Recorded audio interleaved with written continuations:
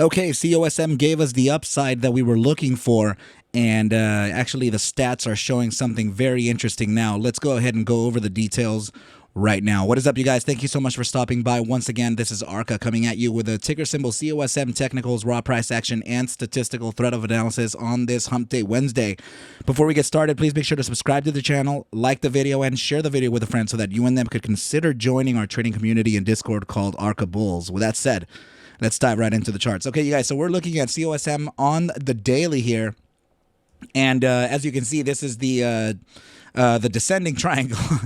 Right, you guys know how I feel about formations, right? But yeah, this is amongst all of the formations, right? This would be more along the lines of my favorite one to call out, right? Because two reasons, right? One of which it has actually, you know what? It's because it has both mathematical and psychological properties, right? So this is a very good formation to consider, right? And yet again, that 301 to 298 bottom side proved to be very powerful again, right, you guys? So we got a huge thrust of volume today. So intraday, you're looking at 779,000. So that's not including the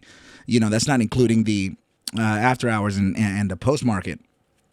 So very, very awesome touch to the very top side. We're knocking at the door now to trying to break out. And as you can see here, these are my lines for the breakout, right? So, I mean, I was already kind of saying that maybe around this area here is where we can start breaking out, right? So this would be insinuating tomorrow, right? So, I mean, the possibility is there now because we do have some pretty interesting things happening on the on a few of the time frames here, specifically on the stats. So actually, I mean, we got the good news, right? COSM is going to be listed on the Russell 2000, and it actually already happened. So very bullish for the ticker. And since that is happening, then, you know, we could actually keep in mind to maybe start tracking the Russell and the NASDAQ healthcare ticker, IXHC. Right, so these would be the indices to kind of keep in line with what's happening with COSM, right? So now, particular to the IXHC, there is something very curious here.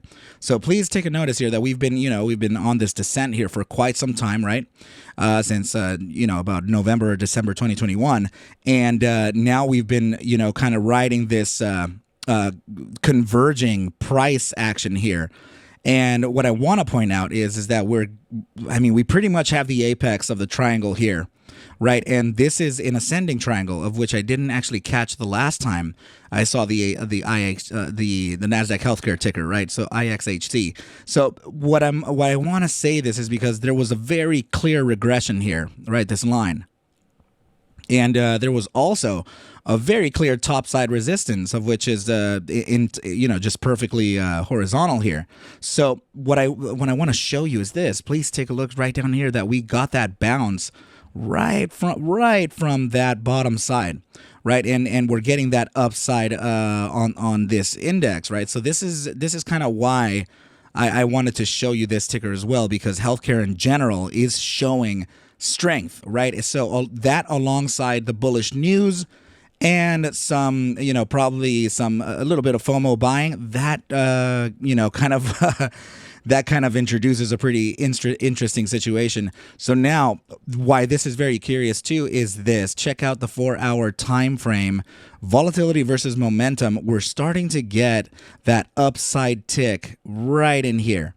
Right, and also notice that we're going to start a contraction phase from critical volatility. That usually sets us up for a pretty nice move, but the bi-hourly, this is where we're going to start the cascading effect. Okay, so let me just go ahead and bring this up, zoom out just a little bit, and please take a look at that upside pivot here on the bi-hourly with contraction, fully contracted volatility right now, you guys. And we got that kink to the we got that kink to the right here in the volatility spectrum. That's because volatility is starting to enter, right? So this is very, very nice. Okay, so that's in fact one of the metrics that we kind of look out for, right? We want the 30-minute downside, which is already showing. We want the hourly, hopefully downside, but in this case, it's already pivoted towards the upside, bleeding into the buy hourly, and now we need the buy hourly to cascade into the 4-hour and so on, right? So this is how like the ebb and flow kind of works, right? We want the shorter time frames to bleed into or to cascade or domino effect into the larger time frames, and that kind of presents a pretty nice move, right? As far as price action, right? So as it's just the trend is your friend, right? So we can identify the trend via these indicators. And now as we move into the upper time frames, you can see here that we have massively increased volatility and beyond the 15%. As soon as we can get the 12-hour and the daily with an upside pivot on both the EMA3 and the SMA14 alongside continuing expansion of volatility with an upside pivot, that's going to present a pretty substantial upside, of which we can see a resistance level at about 955.33. And that kind of move with an asset, that kind of move with an ETF that's, worth almost $1,000. A 4% move to the upside is kind of a big deal, right? So this would absolutely pressure COSM and many other assets to the upside, right? So sorry, I clicked on the wrong ticker there. Yeah, even the other tickers that we're looking at, right? So this is very, very critical that we keep an eye on, okay? The overall chop box range here, remember that we already kind of saw that we would be facing the resistance from the 3-spot 272 or the 3-spot 618, right? So that $3.57 we were already seeing from down here, right? From 298. Okay, so what I love here right now, guys, is this. The daily time frame is now starting to show some strength here in volatility. Okay, so again, we definitely want both the volatility, the spectrum, right? The volatility component itself is the spectrum line, right? So we want that pivoted towards the upside and beyond the 15 percentile, alongside the upside pivot of the moving average, with both of those paired with the stochastic momentum.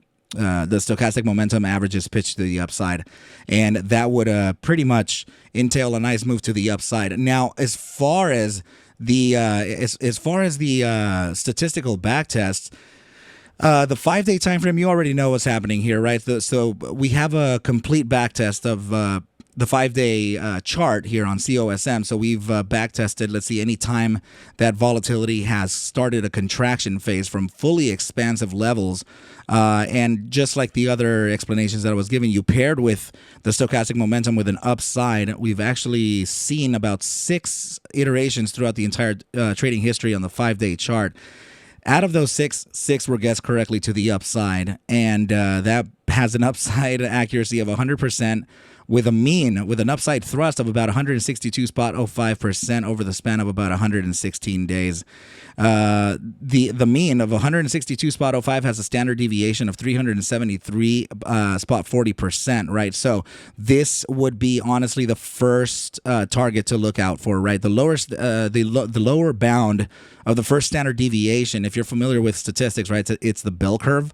Right, so this would show you that the center would be the center to the border of the. Let me just draw it, right? So just in case there is, sometimes we need some context, right? So just like this, and then I'll go ahead and make the curve kind of come down like that, right? Not perfect, but it's all good, right? So we'll draw that center line. Just like this here. So the 68% of the results land within the both of the borders of the bell curve, right? So the center to the outer borders and the inner borders, this is 68% of the results, and that is 373%. What exactly do I mean though? So 373% to the upside, meaning the target would essentially move 373% based on the based on the standard deviation from the calculated mean of 162.05%. Now, the lower bound of the first standard deviation, this lower bound here, would give us a minimum move based on this criteria of volatility versus momentum of 78.10% to the upside. And the upper bound of the first standard deviation gives us 668.70, which just so happens to land at that Black Swan $23 target. In fact, just a couple cents off of it. So that in and of itself, it's very curious that it would suggest that target, right? But first, we need to definitely look at the 78 spot 10% to the upside, right? So that would be the most a logical thing to do. So that 78% is insinuating that we would go to essentially around $5.50. Right. So, and that is particular to the 5-day volatility versus momentum backtest. But the one that I'm really excited to talk to you about is actually the 8-hour volatility versus momentum, because guys, this now is officially fired. Okay, so we have, this is the condition, okay? This is the criteria. It must meet in this order or else the move is not on. Okay, so we need volatility to start expanding. We need both of the volatility component and the moving average pivoted towards the upside, and we now have them, right? So now we have the spectrum line crossing above the moving average. The moving average very likely is going to start curving towards the upside and favoring its direction. The next criteria to meet is that we absolutely want, we want vertical EMA3 and the SMA 14 moving averages of the stochastic momentum. And what kind of puts the label, or what kind of puts the seal on this statistical move is this: anytime that ADX, which is represented by this white dotted line here, anytime that this ADX is above 30%, which is sitting right here, that signals a very strong trending market to whoever is leading. Now, DMI, so this is the DMI plus read, which means it's DMI plus meaning bulls and DMI minus being bears, right? So you can see we have diminishing bears and increasing DMI plus with 33% ADX. So now, you guys, this statistical move has DMI support, and we have all of the iterations drawn. So on the 8-hour chart, throughout the entire trading history of the COSM asset, we have a total. These are all the notes, right? All the samples. We have a total of 9 iterations, of which 6 were guessed correctly to the upside, giving us an average upside accuracy of about 66.66%. And the average upside thrust is 207% over the span of about 6.16 days, right? So now that 206% move to the upside, or 207, has a standard deviation of 382, right? Remember, that's where 68% of the results land. Now, very curious here too is that the upper bound of the first standard deviation is giving us also a massive valuation here of 589.76%. That leads to about 2133, or actually, I'm sorry, 580. Yeah, it leads to about 2384. So 2384 is in fact, let's see, the high of this. Wow. No. That's 2384 is directly the high. Oh, right here. Here it is. Okay, 2137. There you go. I thought it was 2133 before I said 20. Before I said the other one. Anyway, so yeah, that's leading also to the to 2137, just like the other one, leading to around 2360. So very interesting, again, that the statistics would be showing a target that we are very well and familiar with, right? But again, you guys, we want to focus in on the 78% move from the 5-day. But on average here, we get a 206% move to the upside based on this criteria. And this criteria is slam dunk met. Okay, you guys, this is already officially fired, like for real fired, and today.